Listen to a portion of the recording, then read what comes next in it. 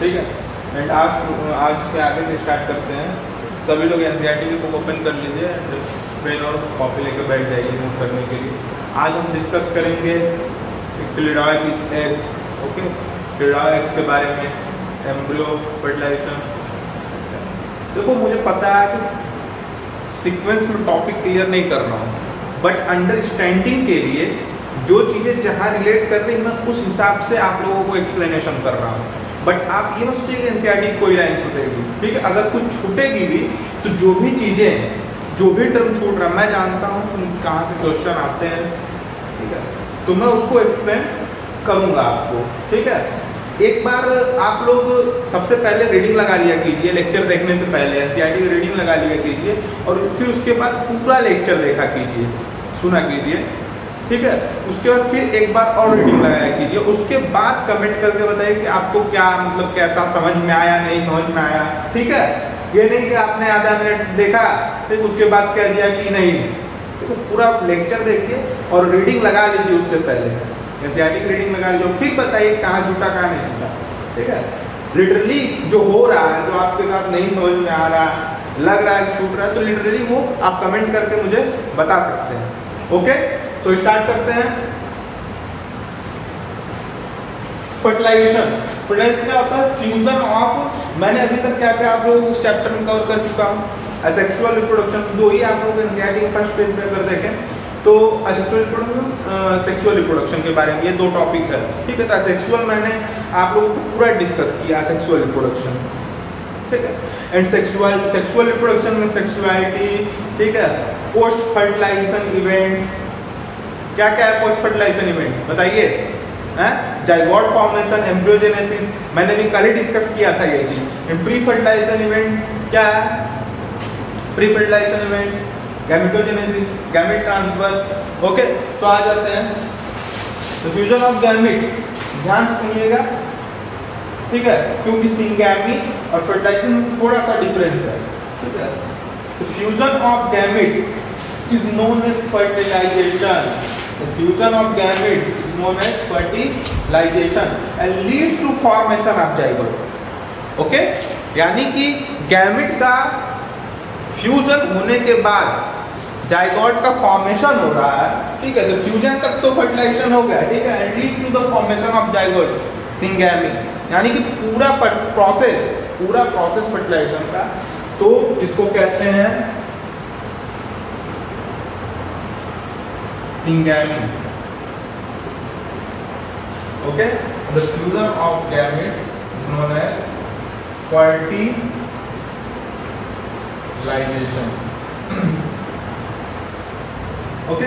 Fertilisation are two types, external fertilization and internal fertilization, ठीक। External fertilization क्या होते हैं? जैसे हम एक्वाटिक एनिमल्स में देखते हैं, फ्रॉग्स में, ठीक है, एक्वाटिक एनिमल्स में, फ्रॉग्स में देखते हैं तो क्या होता है, ठीक, कि उनके जो स्पर्म होते हैं वो मोटाइल होते हैं, वो स्विम करके फीमेल गैमेट्स के पास पहुंचते हैं एंड फ्यूज हो जाते हैं, ठीक है। यानी कि जो फर्टिलाइजेशन आउटसाइड द बॉडी हो वो एक्सटर्नल फर्टिलाइजेशन है, ठीक है। And other one is internal fertilization. तो हायर एनिमल्स में अगर देखा जाए, हम लोगों की बातें की जाए, ठीक है, तो हायर एनिमल्स में क्या होता है कि fertilization take within the body, ठीक है। फर्टिलाइजेशन जो वो इनसाइड द फीमेल बॉडी हो, इनसाइड द फीमेल बॉडी हो, तो उसको क्या कहेंगे? Internal fertilization, okay. अब एम्ब्रियोजेनेसिस की बात करें तो दो चीजें होती हैं, ध्यान सुनिएगा। एग लेइंग, यानी कि अंडे देने वाले को हम लोग क्या कहते हैं? ओविपेरस। ये भी आपके एनसीईआरटी में नोट किया गया, ये भी एनसीईआरटी में दिया गया, ठीक है। देखो बेसिक जो फर्स्ट चैप्टर में आपका रिप्रोडक्शन नॉलेज, बेसिक चीजें, छोटी छोटी चीजें इसमें बताई गई है, okay. Egg laying, oviparous, and जो बच्चे देते हैं, giving birth, is known as viviparous, ठीक है, नोन एज विविपेरस। अगर हम क्लिडॉइड एग्स की बात करें, क्लिडॉइड एग्स, तो क्लिडॉइड एग्स किसमें होते हैं? बर्ड में, ठीक है। तो क्लिडॉइड एग्स में होता क्या है? यानी कि जो उनका यॉर्क कंटेंट होता है, ठीक है, आपने अंडे खाए होंगे, अंडे को कट करते हैं तो उसमें पीला पदार्थ निकलता है, पीला, ठीक है, तो उसको बोलते हैं हम लोग यॉर्क, ठीक है। तो ध्यान दीजिएगा कि बर्ड है, ठीक है। तो बर्ड में क्लिडॉइड एग्स पाए जाते हैं। तो होता क्या है कि उनमें क्लिडॉइड एग्स में जो यॉर्क कंटेंट होते हैं वो इतना सफिशिएंट होते हैं कि उनसे मतलब जो जाइगोट का नरिशमेंट होता है वो कंप्लीट हो जाता है, ठीक है। तो सीधा क्या होता है, एग्स टूटता है एंड उसमें से न्यू वंस हैच आउट होते हैं, ओके।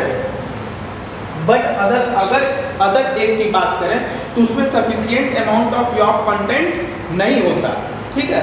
तो जैसे हम अगर फ्रॉग की बात करें तो फ्रॉग क्या होता है, सबसे पहले वो डायरेक्ट फ्रॉग नहीं बनता, उसका लार्वल स्टेज होता है, मेटामॉर्फोसिस प्रोसेस के थ्रू वो कहीं जाके तब फ्रॉग बनता है, ओके, ठीक है।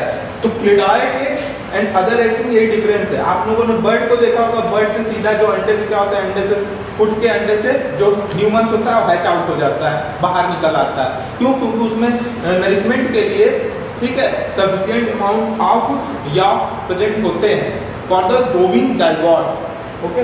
तो आ जाते हैं नेक्स्ट हम। अब इसके बाद आप लोग को एनसीईआरटी में कुछ टर्म दिया गया, हम उसे डिस्कस करेंगे, ठीक है। फिर जो इंडेक्स क्वेश्चन आपके एनसीईआरटी में दिया गया है उसको डिस्कस करेंगे, एक्सरसाइज के क्वेश्चन। उसके बाद मैं आपसे क्वेश्चन पूछूंगा और जहां आप लोगों को नहीं समझ में आया, ठीक है, होमवर्क में पूछूंगा, जहां नहीं समझ में आया उसके बाद बताइएगा आप लोग, ठीक है। तो हम नेक्स्ट बात करते हैं three types of plant on the basis of their flowering, तो annual, okay, biennial and perennial।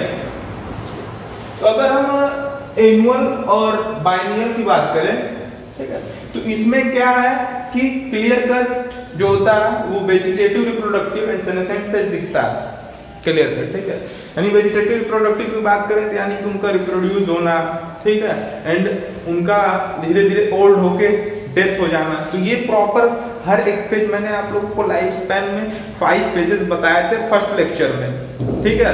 तो उसी तरह 5 फेजेस में भी होते हैं किसी की लाइफ स्पैन में एंड धीरे धीरे लीड टू डेथ। तो इन दोनों तरह के प्लांट में क्या होता है, हमें प्रॉपरली दिखता है, ठीक है। बट कुछ प्लांट होते हैं, कुछ प्लांट की अगर हम बात करें, ठीक है, इसको इरेज कर लीजिए।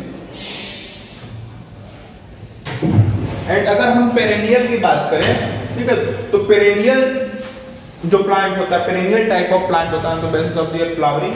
तो उसमें क्या होता है कि पेरेनियल स्पीसीज जो होती है, प्लांट की स्पीसीज होती है, उसमें क्लियरली ये सारे फेजेस नहीं दिखते हमें, क्लियरली ये सारे फेजेस हमें नहीं दिखते हैं। अब कुछ देखो, कुछ आप लोगों के एनसीईआरटी में कुछ इंपॉर्टेंट है, ठीक है, बैम्बू, ठीक है। तो बैम्बू क्या है, सिर्फ अपने पूरे लाइफ टाइम में, ठीक है, पूरे लाइफ टाइम में एक बार फ्लावरिंग करता है एंड वो भी कब, 50 to 100 इयर्स बाद, okay. And one other plant is Strobilanthes kunthiana, जिसको हम लोग नीला कुरंजी कहते हैं, ठीक है। ये अपने पूरे लाइफ में वंस 12 साल में एक बार फ्लावरिंग करता है, 12 इयर्स में एक बार। ये 50 to 100 इयर्स में एक बार फ्लावरिंग करता है। और ये जो नीला कुरंजी स्ट्रोम्बिलैंथस 12 इयर्स में एक बार, यानी सितंबर टू अक्टूबर 2006 में इसकी फ्लावरिंग एक बार हुई थी। तो आफ्टर 12 ईयर 2006 से अगर लिया जाए तो ये में भी अब तक हो गया होगा या नहीं हुआ होगा, ठीक है, कमेंट में बताइएगा, ओके।